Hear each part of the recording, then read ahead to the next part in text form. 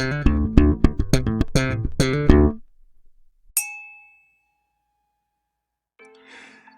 and yes indeed, welcome to another Whiskey review with me, the Whiskey Novice, and we are kicking off a new series. So thank you for joining me for that.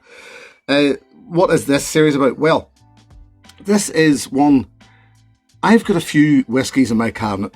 They're one thing and or another. I bought them for one reason or another. And some I like, some I don't. But I want to talk about them, but I couldn't find anywhere. As most of you should know by now, if you're new to my channel, I like to keep things in a series. So there'll be a reason, it's like 10-year-olds or 12-year-olds or something like that. There'll be a reason why they're grouped together. The whiskies that I'm going to discuss in this series, I could not find a reason, and I could never find a place in another series to put them. They're just these, they're rarities, they're strange. So I've decided to call this series Miscellaneous Malts for that reason, because they're just a bit miscellaneous. They're not all Scotch, but it's just something a bit different, and whiskies that I want to review for you because I felt they needed to be reviewed for a reason. Be they good or bad, I just wanted to talk about them. And this is the first one. This is review number 144. Part 1, as I said, of Miscellaneous Malts. And I'm going to talk to you about Deanston Chronicles. Now, what is Deanston Chronicles? Well, I picked this bottle up at the Deanston Distillery in 2021, last year, when they're on holiday. I was in the distillery, or at the distillery. The tours were off at the time, but the shop was still open. Called in, fancied picking something up. This is a bit of I would say it's a distillery exclusive, but it's not really. I have seen it online, but I know that the distillery now is sold out of it. This is part 1. I can't remember what way they're wording it. Chronicles, edition 1 of the Chronicles. And I think it was released pretty close to when I was over. I think it was maybe only 2021 that this actually came out. So what is it? I've blattered enough there. What is it? Well, it's the marriage of 4 casks from 4 decades. The first being a 1977 refill, the second one's a 1994 Madeira, then a 2004, I believe, pulling it from my mind, Amontillado, and finally a 2011 ex-bourbon. Yes, I think I got there. I hope I'm right in that. It's probably written. I don't actually know whether it is written on there or not, but that's what it is. Now, I paid £85 for this. It's no age statement. Although if you look into it, there are some old whiskies in here. There's some very old whiskies in here. That you're back to 1977. Maybe there's not an awful lot of that refill cask in there, but it's still in there. So it's not an age statement. It's bottled at 46. The old Distell 46.3%, and non-chill filtered. As a colour added, it doesn't state on the bottle whether there's colour added. I would maybe suggest that there's a wee bit of colour added, just simply to keep the continuity going in it. I could be wrong. So, £85 I paid for this. Which I think, considering I was taking a bit of a punt, because yes, it's not an age statement. It was, nobody really at that point knew, apart from a blurb, that it's 4 casks over 4 decades. I didn't really know what it was. So I was taking a bit of a punt, £85, but there is some old whiskey in there. So I thought that's, it's something a bit exclusive. I sort of wish I'd have bought 2. I have sampled an awful lot of this out. I sent an awful lot of this out samples because I enjoyed it so much that I wanted other people to try it. And I knew it was going to be the sort of thing that probably a lot of people wouldn't get their hands on. So what was it about it that I enjoyed so much? I'm giving the game away early, but I sort of just had to, because I'm going to tell you why I like it. Big, malty, fruity, mouth-watering initial hit. Now, I said that there's Madeira cask and Amontillado cask, both sherry based. So, but to me, if I was nosing this blind, I would have said this was actually an ex-wine cask finish or some sort of maturation, because to me it definitely has a winey nose off it.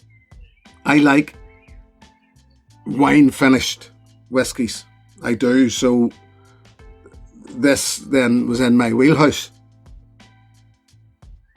Now, only if it was black, knowing that was Amontillado and Madeira,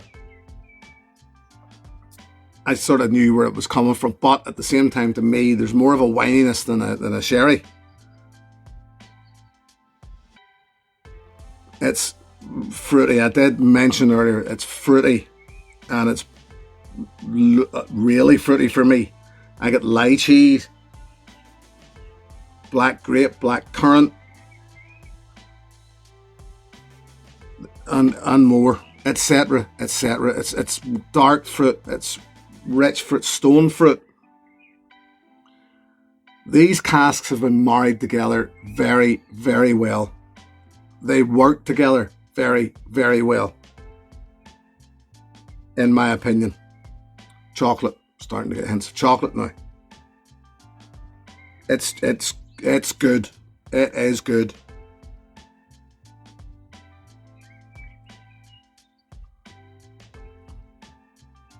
Soft, round, sweet and sour arrival.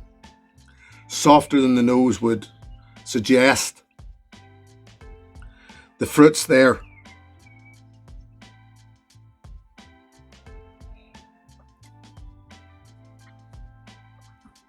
Damn right, the fruit's there. You go back into this and it just becomes a big, bold, mouth-watering fruit bomb. It's all of that dark fruit that I mentioned, stone fruit that I mentioned. The black currant is there. It all carries through, as does the notion that there's a wine finish on this, for me.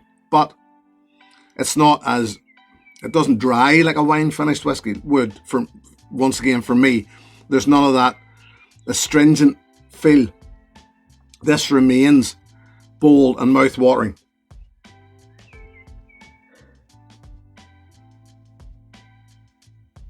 It's firm and fruity.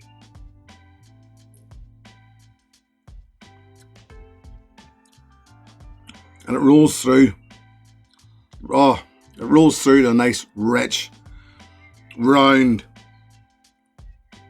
finish. Medium length. Once again, not dry. Fruity, malty. Big, bold, and beautiful. Very, very worth that £85. I was seeing it selling afterward in other places for more, quite a bit more, almost twice that. This was only an outturn of, I think it was something like, was it 2,300 and something bottles, something like that. So it wasn't a huge, I mean, they got what they got. It's going to be another one of those things that edition 2 will be totally different, I imagine. I mean, they're not going to do this again. They'll go for something different. I will be seeking it out, because if it's even half as good as this, it's still going to be a good whiskey. Touch of water brings out a slight, like a walnut bitterness.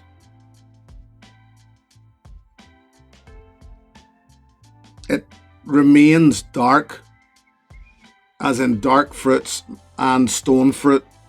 And I mentioned lychees earlier, but because there's a fresh lightness in it as well. But it becomes when you get through with that addition of water, there's almost a minty crispness to it. Then there's a sharp, crisp thing, and it is slightly minty.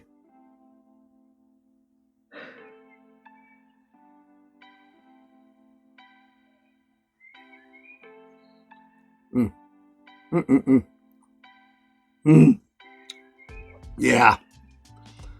Oh yeah. The water just balances this right out, settles it out, levels everything off, rounds every corner. Oh. I said earlier,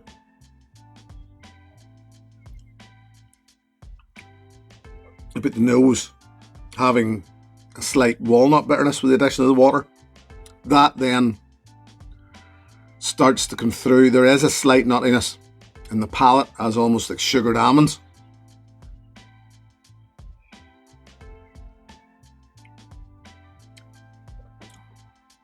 This is class. I was so glad I bought this. I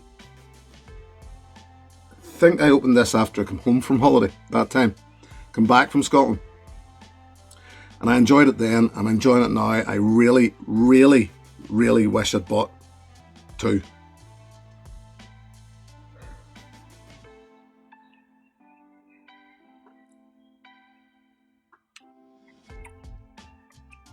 Finished with the addition of that water. Drags out a bit. Comes a little more spicy, but good spicy. Good spicy. There's a nice prickly heat there at the back, but it just still all that memory, that dark, rich fruit, that mintiness.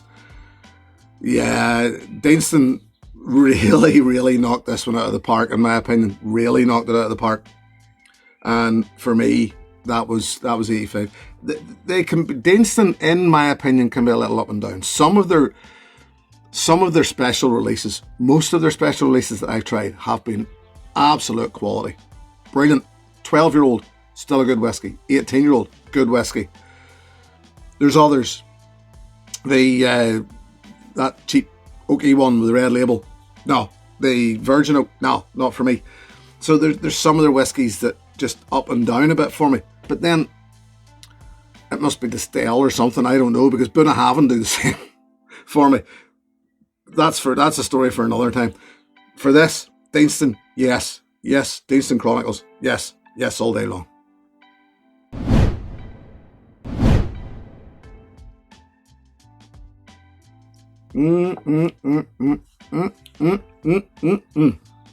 So, if it's that good, what the hell am I going to suggest to you as an alternative? Well, I did struggle with this a bit because it had to be something fruity. It had to be something that to me felt like either had a wine finish or felt like it had a wine finish. And then something fairly recent.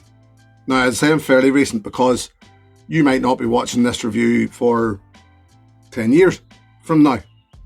Till 10 years from now, should I say. You know, it's one of those, so it's recent now. 10 years time, it's not recent at all. And it's the Loch Lomond Open Edition 2022. This has literally just been released.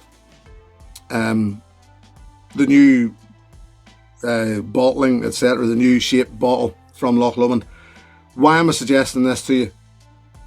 Well, it's a wine finish. This is Bordeaux red wine barriques. So there's that wininess is there. Now it does have the effect of a typical wine finished whiskey in that it does go quite dry. It does go a bit astringent. But the fruitiness is there. You get that Loch Lomond fruitiness. And you add in the wine finish. So it's not as big and bold as the Deanston. It's definitely not. But if you're liking what I'm saying about the Deanston and can't get your hands on it, then I would recommend the Loch Lomond Open Edition 2022. I always buy the open editions when they come out every year, because there's always something a bit different about them, and I've said it before, like Loch Lomond, so I enjoy them. This is a good example of it. So there you go. Look, I can't say enough about Deanston Chronicles. Cracker whiskey, cracker. Just keeps getting bigger, keeps getting bolder. Leave it in the glass and it'll climb out of the glass on its own.